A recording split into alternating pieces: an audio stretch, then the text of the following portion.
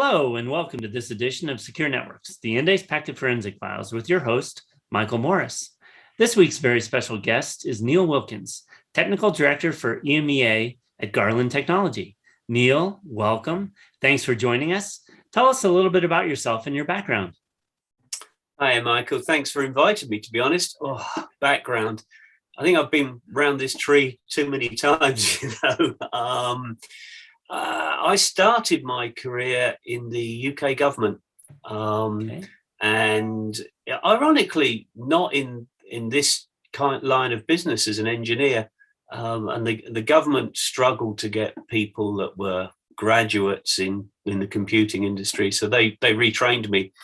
And from retraining me, they suddenly realised I had this weird ability to see things in a strange way and move me into a security area. And from there, I've been in commercial industry pretty much all my life, mainly in networking and security and in and out. And I've been in Garland for the last 3 years or so now. No, your background really fits what I want to get into today, which is obviously a lot of challenges in the network security space. But one of the ones I'm hearing more and more about, especially in large environments, is really having security at scale. And so what I'd like to kind of start off with your perspective of what does that mean? And why is it so difficult versus maybe not at scale? From my perspective, I look at it back from the incredible first principles. Nothing exciting, nothing difficult, just plan for the growth that you may have. And that can be in really simple things like having a reliable inventory, having your maps up to date, easily maintained, that type of thing.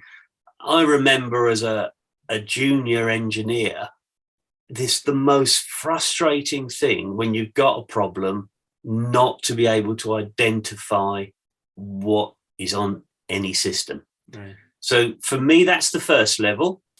And then after that, your operations groundwork is critical. So all of your instant response plans, the procedure for commonly encounterable issues, those type of thing, and then look at that. And then really, you're going to need training, aren't you? Yeah. Because one thing, this is going to grow quicker than your security teams are, and you're going to need training and collaborative work. So that's kind of how I look at that growth strategy and what I think about as security, planning for the growth, really. No, it's great you brought up that training. I'll definitely want to come back to that later because, these security fire drills is a common theme I continue to hear about. But what are some specific challenges that you see for organizations to implement strong security at really large scale? I don't know if you're seeing this in the States, but definitely Europe. One of the biggest challenges at the moment is a skills gap. There is an incredible skills gap, and try to recruit anybody is an absolute nightmare. So that's the first problem that we're suffering, whether we're a customer, whether we're in the industry or whatever. You try and get somebody that knows what they're doing. Then on top of that, there's so many compliance mandates now. And these are coming so quick in all industries.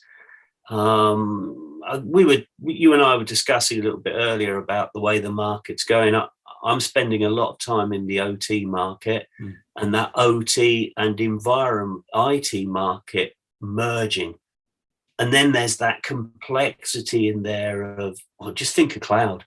I think the last few years in the cloud, I get lost with cloud services now. We got multi-cloud, we got hybrid cloud, we got cloud native applications. You think, just stick cloud in front of something, but we've made it difficult, haven't we? And then we're making it the speed of business transition and transformation is tough. It's tough. I mean, we're there to support it, not slow it down. Yeah. And not slow it down in any respect. So for me, that's one of the some of the challenges at this present moment in time. No, we're definitely seeing the skills gap, the resource gap. I think part of it, to your point of, you brought up OT, is really the connection of different, I'll say different disciplines, right? Security is, as you know, right, is really everyone's problem. And you've got networking teams, you've got OT teams, you've got IT teams, you've got application development teams, and bringing them all together to embrace the same challenge. Yeah, and OT teams are very intransigent to change, and I can understand it. Those are long-standing networks. Yeah, they're long-standing. They've been there. They're working. Not long before you and I came on this call, there was an indicative to me, actually. My laptop or my desktop decided to reboot itself to do a patch. I thought, not now, please, not now. And you can understand it from their point of view. They don't want things coming down, right, and they don't want to change it. Largely don't know what they've got as well, to be fair. No, absolutely. So what are you seeing most organizations fall short in their strategies and approaches for being successful when they're trying to do things at scale? The data growth since the pandemic has really, really doubled. And if you think about it, risks have doubled, possibly more than that. Right. And I guess that's no small part, again, to the cloud. The modernization of what we're doing by the regulation mandates that we're putting on there, on top of companies. And I think I read somewhere, it's last 2 or 3 years, cyber attacks have been the biggest cause of downtime. Something like 3/4 of companies reporting, ransomware events. So that frequency is really speeding and is alarming. But I know I read, and I remember panicking about it myself, thinking that 30% of companies couldn't recover all their lost data. Wow. So to me, that means there's a shortfall happening in your data protection, the recovery sort of thing. And to me, that there needs to be some sort of strategy in place to plug those holes. Right. No, and I think, well, you mentioned the volume of data increasing since the pandemic. I think the volume of attacks and attacks using information that people are interested in, phishing attacks and, alerts that you're getting, oh, you got to do this, you got to do that. And, news updates with global events, things like that happening.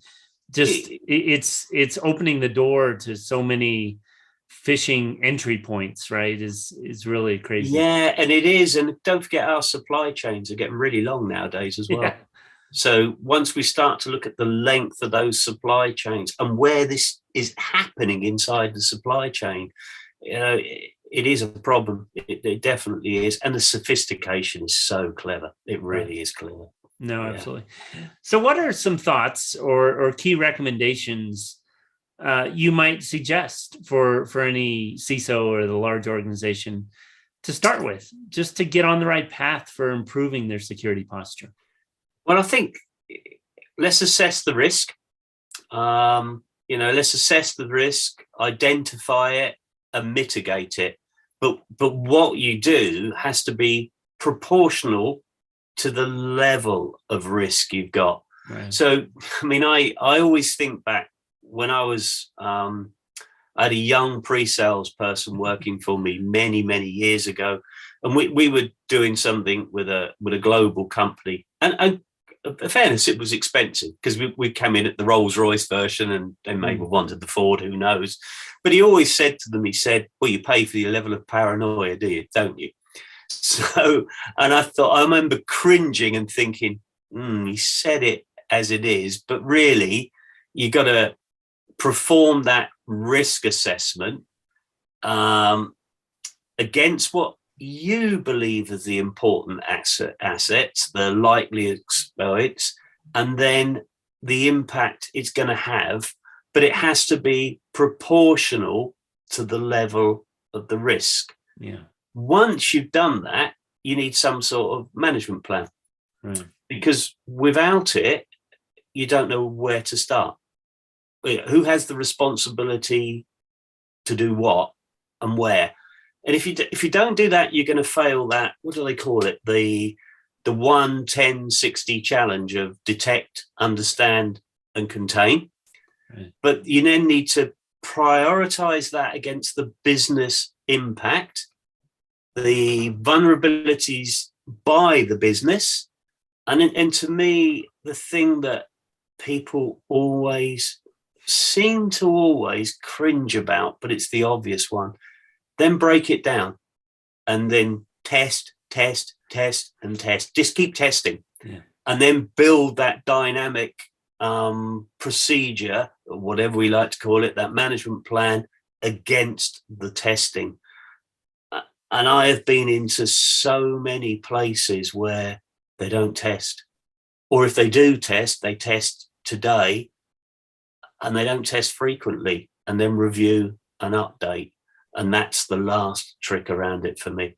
Yeah, no, that's a great point. And again, that coincides with, I mentioned it earlier, I've talked with a number of CISOs lately over the past 9 months, and test and simulate, right? Do fire drills, because you may test individual components, but if you don't know how it works end to end and how your teams will respond, kind of back to your comment earlier on about the training.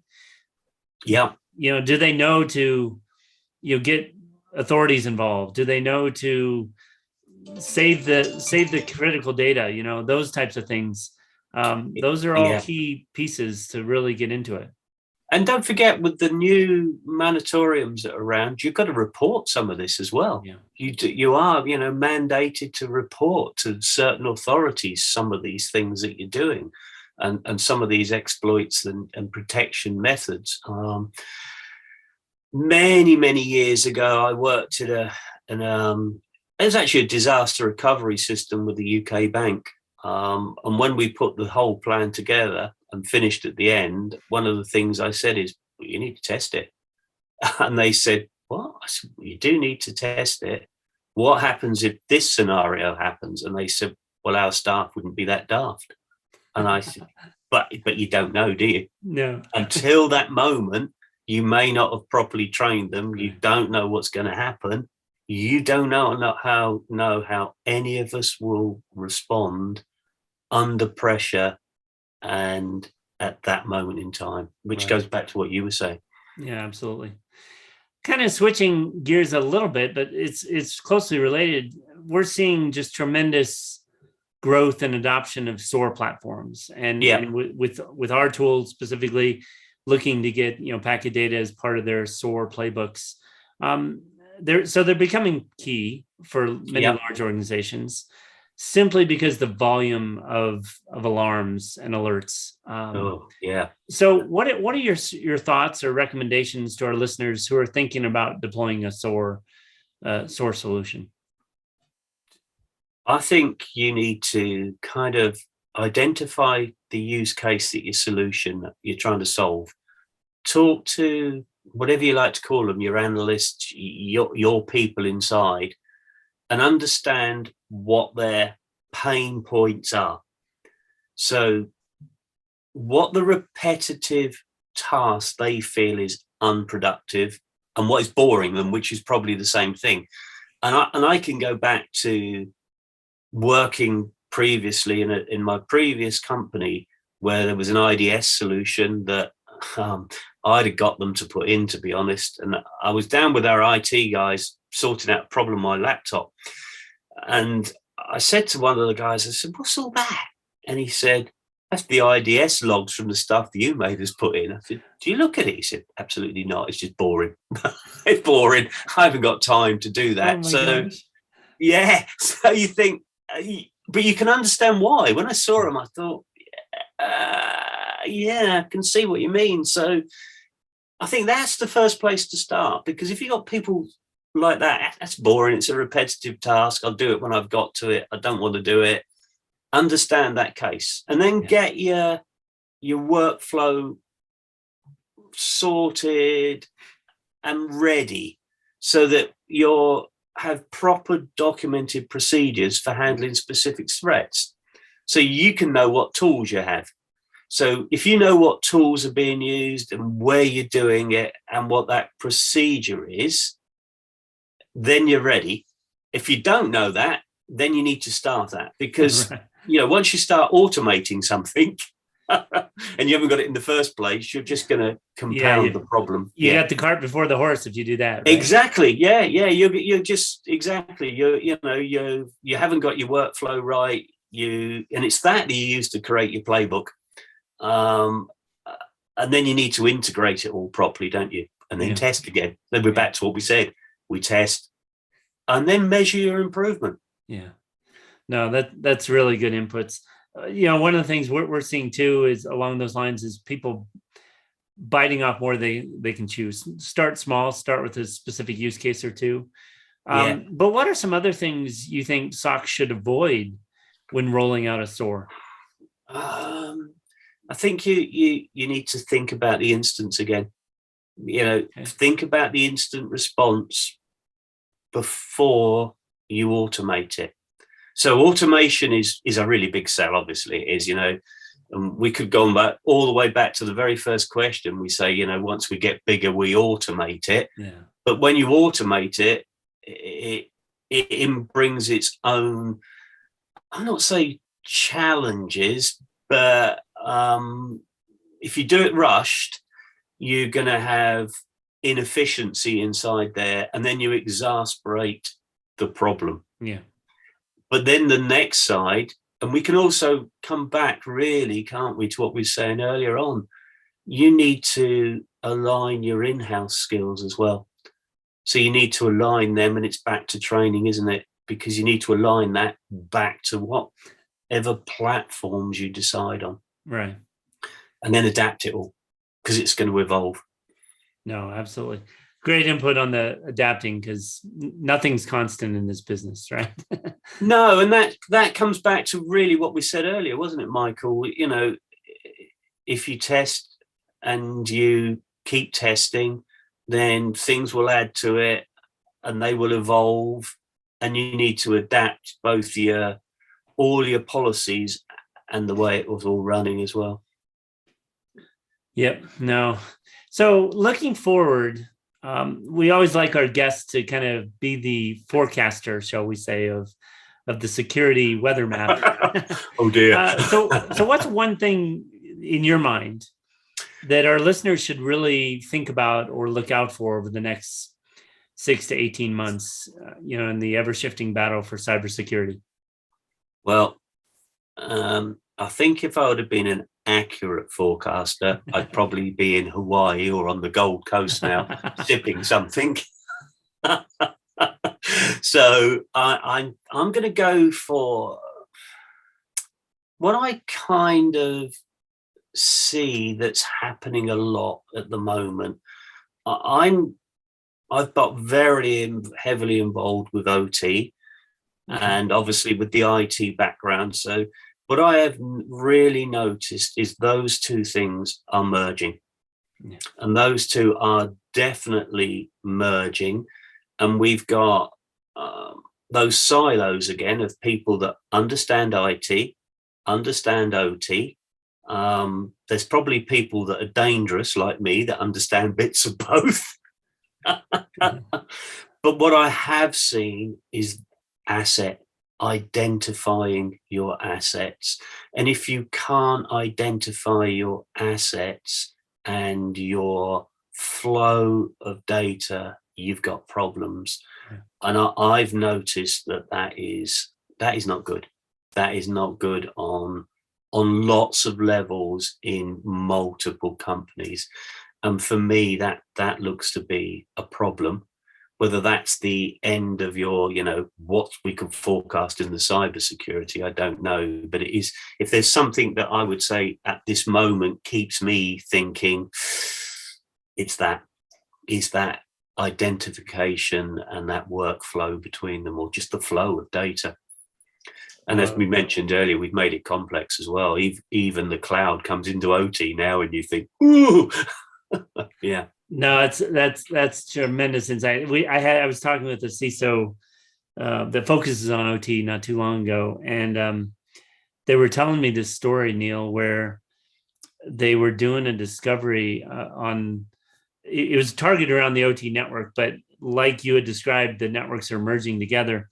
Yeah. And they found that they had, I believe it was an Xbox. Now it could have been a different gaming system, but I think it was an Xbox. They said they discovered on the network, and I'm like, so this was a mission critical OT environment that was now connected to part of their just general network infrastructure, and they discovered an Xbox on it. Yeah, it's just, that's back to somebody being bored, isn't it? Because Well, it's a yeah, stable network, and yeah, I mean, it may have yeah, been in the employee break room, right? No big yeah, deal it could in be terms anywhere. of Yeah, having it, and but I've having it on the same network with those devices was amazing. yeah, I looked at a company for somebody the other week, and it was in a manufacturing environment, and it was expanded out as this massive, network map, and you think, why are those two connected together, and should they be connected together? And when I asked them, I said, which way does your traffic flow here? And there was a lot of scratching of heads. So, and unfortunately, a lot of these OT networks have been in there for donkey's years because they work. Yeah. They do work, and there is that issue of they're not really updated because the man at the bottom thinks, "Oh, it works. Leave it alone. Leave it alone." So, I can see that as a bit of a challenge for all of us. Yeah. And we know that people are getting much more sophisticated now as well on their attacks. Yep. Well, and even to your point, some of those devices and infrastructures, they're not even updatable anymore. Once you get no, they're not so old, right? You kind of just keep it running. They're in maintenance mode, and until they get a completely new system. Exactly, they're not. Some of them they can really do. Yeah. Yeah, some of them are. I have seen Windows 98 systems still in this last year. Sitting in the corner and working still. Oh, wow. Yeah. That's impressive. Well, Neil, I want to thank you for taking some time with us. We really appreciate getting your expertise and sharing your insights on how to better secure networks. We'd ask our listeners to tune in next time for another edition of the Endace Packet Forensic Files. For more information about Endace's network packet capture platform and our integrations with our fusion technology partners like Garland Technology, please go to endace.com. So, Neil, thanks again for taking some time with us.